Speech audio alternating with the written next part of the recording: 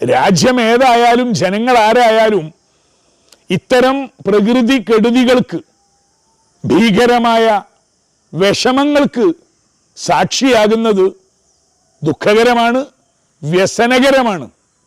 അതും മതവർഗീയതയുടെ പേര് പറഞ്ഞ് അധിക്ഷേപിക്കുകയോ അതിൽ സന്തോഷിക്കുകയോ അല്ല പക്വമതികൾ ചെയ്യേണ്ടത്.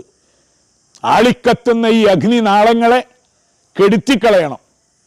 അമേരിക്കയിലും ഇസ്രായേലിലും മറ്റേതൊരു രാജ്യത്തും ബാഹ്യമായി കത്തുന്ന അഗ്നിനാളങ്ങൾ ഭീകരമാണ്. ചെറിയ നാമ്പുകൾ പോലും അവശേഷിക്കാത്ത വിധം കെടുത്തിക്കളഞ്ഞു എന്ന് കരുതുന്നു നാം.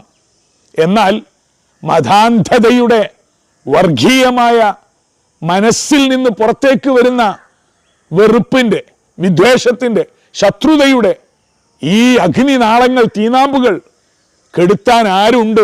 നമ്മുടെ രാജ്യം എങ്ങോട്ടാണ് പോകുന്നത്? എന്തിൻ്റെ പേരിൽ ആർക്ക് വേണ്ടിയാണ് ഈ കൊലവിളി നടത്തുന്നത്? സനാതന മൂല്യങ്ങളുടെ, ധർമ്മ സംസ്ഥാപനത്തിൻ്റെ ഉന്നതമായ ദർശനങ്ങൾ സമ്മാനിച്ച ഋഷിവര്യരുടെ നാട്ടിൽ, മഹർഷിമാരുടെ ഭൂമിയിൽ, ഭാരതത്തിൻ്റെ വിശാലമായ ലോകസ്നേഹത്തിൻ്റെ വിളംബരം മുഴങ്ങിയ നമ്മുടെ നാട്ടിൽ ഇങ്ങനെയൊക്കെ ഉണ്ടാകാൻ പാടുണ്ടോ?